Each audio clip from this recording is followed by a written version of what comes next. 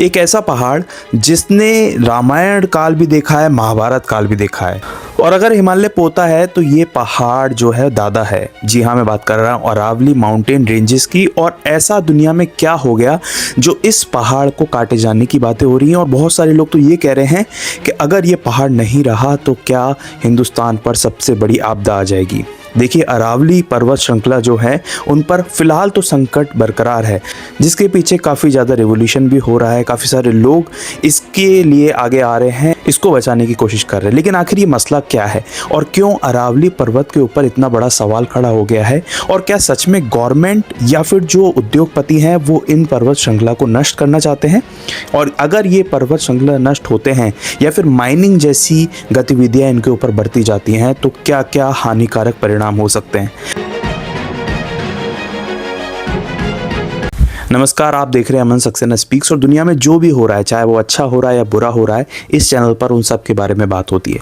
देखिए, मैं बात कर रहा हूँ अरावली पर्वत श्रृंखला पर। और कुछ दिनों से इसका नाम आपने अपने सोशल मीडिया अकाउंट्स पर सुना ही होगा, जिसपे काफ़ी ज़्यादा रील्स आ रही हैं, काफ़ी ज़्यादा इन्फ्लुएंसर इसके ऊपर वीडियोज़ बना रहे हैं। लेकिन असल में अचानक ऐसा हो क्या गया जो इतना बड़ा संकट इन पर्वत श्रृंखलाओं पर आ गया? देखो, सबसे पहले आप ये जानो अरावली माउंटेन रेंजेस या फिर ये जो पर्वत श्रृंखला है ये आखिर है क्या। अरावली पर्वत श्रृंखला जो है वो अरबों साल पुरानी है। और जब मैं अरबों बोलता हूँ तो एक अंदाजा लगा लीजिए, जब हिमालय का नामो निशान भी नहीं था तब अरावली पर्वत था। यानी कि हिमालय से भी पुराना अगर कोई पर्वत श्रृंखला है तो वो है अरावली पर्वत। और जी हाँ, अरावली पर्वत एक ऐसी श्रृंखला है जो इतने अरबों सालों से होने के बाद उन्होंने कई सारे स्वर्णिम युग देखे हैं भारत में। और जिसके बाद अब ऐसी बातें आ रही हैं कि उस पर दबाकर माइनिंग जो है वो शुरू हो जाएगी, जिस वजह से वो नष्ट हो जाएगा। ऐसा क्यों हो रहा है? सबसे पहले इसकी ज्योग्राफी समझो। अरावली पर्वत श्रृंखला जो है वो 4 राज्यों से होकर निकलती है। पहला गुजरात, राजस्थान, दिल्ली और हरियाणा। 692 किलोमीटर की एक रेंज में फैले हुई ये पर्वत श्रृंखला जो है ये इसलिए खास हो जाती है क्योंकि ये एक बॉर्डर का काम करती है। इसके एक तरफ राजस्थान है और इसके दूसरी तरफ दिल्ली है, जो कि हमारे देश की कैपिटल है।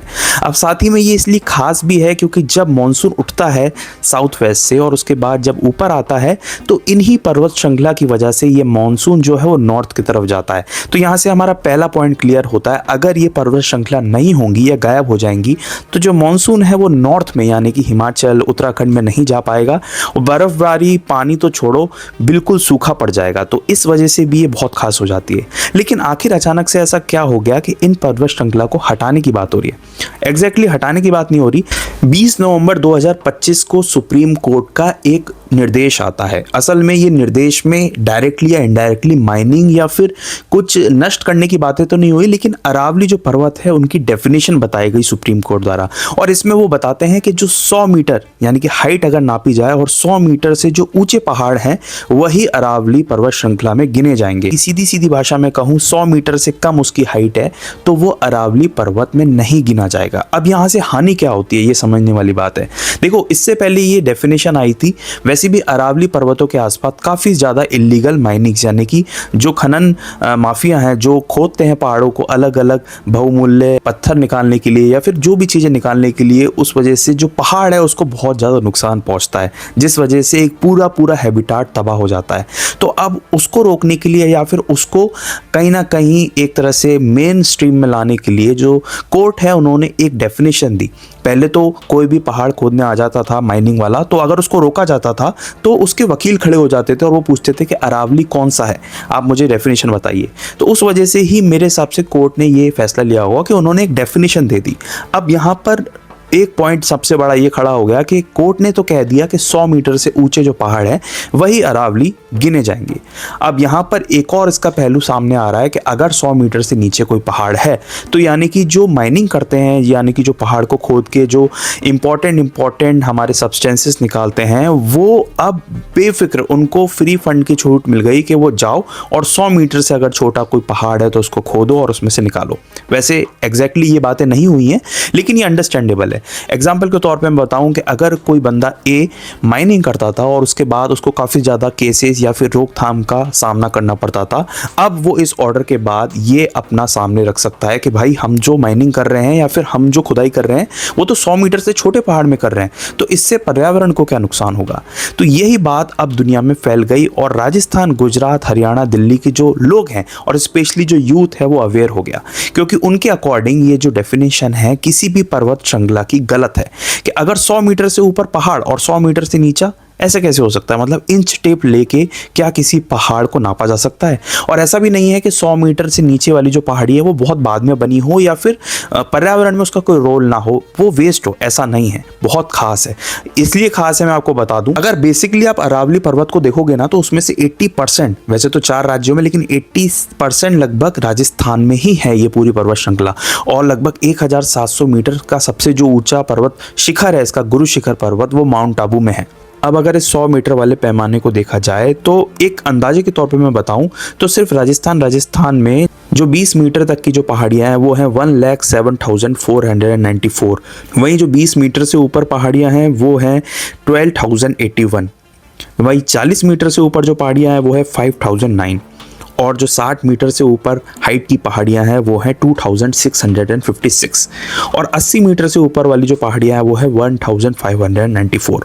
अब अगर मैं 100 मीटर वाले की बात करूं तो एक अप्रॉक्स के तौर पे अगर मैं बताऊं, अंदाजे के तौर पर 100 मीटर से ऊंची जो पहाड़ियां हैं वो मात्र 1048 हैं। यानी कि सिर्फ 1048 पहाड़ियों को ही आप अरावली कहेंगे और बाकी इनसे नीचे कितनी लाखों की संख्या में पहाड़ियां हैं उनको अरावली नहीं माना जाएगा। ये सबसे बड़ा क्वेश्चन है, क्योंकि अगर ऐसा मानने पर और इस आदेश का यूज़ कर कर जो भी माइनिंग्स वाले हैं या जो भी उद्योगपति हैं जो अपनी फैक्ट्री लगाना चाहते हैं, जो खुदाई करके बहुमूल्य जो कीमती सब्सटेंसेस हैं उनको निकालना चाहते हैं, उनके लिए तो एक बहुत क्लियर डेफिनेशन हो गई ना कि 100 मीटर से नीचे वालों को हम माइनिंग कर सकते हैं। बट यहाँ पर भी एक पेच फंस जाता है। कारण ये है कि अरावली, कोई भी पर्वत श्रृंखला, अरावली की बात नहीं करो और किसी भी पर्वत श्रृंखला को करो तो वो एक लेवल पर कभी भी नहीं होती। एक पहाड़ बनने में ही काफ़ी साल, अरबों साल लग जाते हैं और उसका हमेशा से शेप जो होगा वो इंक्लाइंड शेप होता है। मतलब छोटी पहाड़ी, उससे बड़ी पहाड़ी, फिर उससे बड़ी पहाड़ी। यहीं पर अरावली की बात है। अरावली में कई सारे जंगल, कई सारी जानवरों की स्पीशीज, पेड़ों की स्पीशीज, पौधों की स्पीशीज बसती हैं जो शायद हिंदुस्तान में और कहीं नहीं मिलती और वो एक्सटिंक्ट भी हो चुकी हैं। अब यहाँ पर एक डेफिनेशन दे दी जाएगी अरावली को कि 100 मीटर के ऊपर जो है वो अरावली है, तो इसका मतलब बाकी को अरावली नहीं माना जाएगा। और अरावली नहीं माना जाएगा तो आगे जाकर जो भी बड़ी बड़ी इंडस्ट्रीज़ हैं, मैं नाम तो नहीं लेना चाहूँगा लेकिन आप समझ गए, जो बड़ी बड़ी इंडस्ट्रीज़ हैं, जो बड़े बड़े उद्योगपति हैं, वो इस बातों का, इन डेफिनेशन का फ़ायदा उठाकर यहाँ पर अपनी अपनी फैक्ट्री लगा सकते हैं। और नुकसान क्या होगा, अगर 100 मीटर के ऊपर की पहाड़ी छोड़ भी दी, उसके बाद अगर उसके नज़दीक में ही कोई फैक्ट्री लग गई तो वो जो 100 मीटर से ऊंची पहाड़ी है वो भी पॉल्यूटेड होगी, उसके जो एनिमल्स उसके आसपास रहते हैं वो भी खतरे में आएंगे, पेड़ पौधे भी पॉल्यूटेड होंगे। तो इसका मतलब ये है कि चाहे 100 मीटर पहाड़ी हो, चाहे उससे ऊंची हो, चाहे उससे नीची हो, सब के सब बहुत बड़े संकट में आने वाले हैं। और अगर अरावली हट जाएगा, यानी कि आपने मतलब मोर देन 50% या 90% जो पहाड़ियाँ जो 100 मीटर से नीचे उनको हटा दिया या उनको अलग अलग पर्पज़ में यूज़ करने लग गए आगे जाने के बाद, तो एक बॉर्डर ख़त्म हो जाएगा। और इसका मतलब ये है कि रेगिस्तान की जो आंधी है, तूफान, वो दिल्ली तक पहुँचेगा। और वैसे ही दिल्ली का AQI यानी कि एयर क्वालिटी इंडेक्स, एग्जैक्ट मैं बता दूँ आपको, AQI होता है, तो AQI जो होता है वो बहुत बुरा चल रहा है। और अगर ये जो बॉर्डर है ये नहीं रहा तो रेगिस्तान का जो आंधी है वो सीधे दिल्ली तक चलेगी, जिससे टेम्परेचर बढ़ेगा। टेम्परेचर के साथ साथ जो भी नुकसान होता है वो बढ़ना शुरू हो जाएगा और जो मानसून है वो तो ठप पड़ ही जाएगा। और एक बात और बता दूं, दिल्ली की जो सतह है वो बहुत मजबूत है, जिसके अंदर ग्राउंड वाटर नहीं जा सकता। तो इस वजह से अरावली जो दिल्ली तक फैली हुई है, उसके अंदर जो अरावली की दरारें हैं उससे जो पानी रिसता है वही जाकर दिल्ली और राजस्थान और आसपास जितने भी स्टेट्स हैं वहाँ पर ग्राउंड वाटर पैदा करता है। तो यानी कि अगर अरावली ही नहीं रहेंगी तो ग्राउंड वाटर कहाँ से आएगा दिल्ली में या फिर आसपास के क्षेत्रों में। तो इसलिए भी अरावली बहुत खास हो जाती है। अब यही नहीं, दिल्ली का जो राष्ट्रपति भवन है, आपकी जानकारी के लिए बता दूं, वो भी अरावली पर्वत श्रृंखलाओं पर बसा हुआ है, बना हुआ है।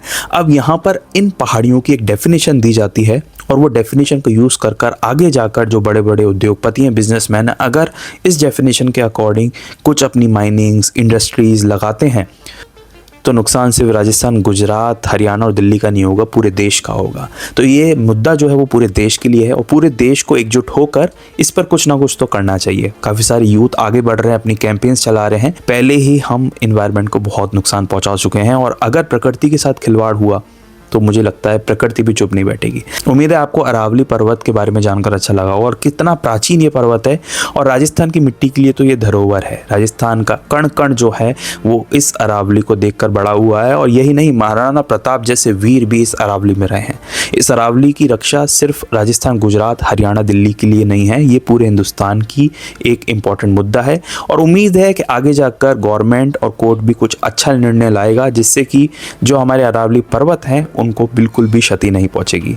अगर आप इसी तरह और भी करंट टॉपिक्स के बारे में जानना चाहते हैं या फिर दुनिया में क्या हो रहा है डिटेल में समझना चाहते हैं तो आप मेरे इस चैनल को भी सब्सक्राइब कर सकते हैं। मिलेंगे एक नेक्स्ट वीडियो में। भारत माता की जय।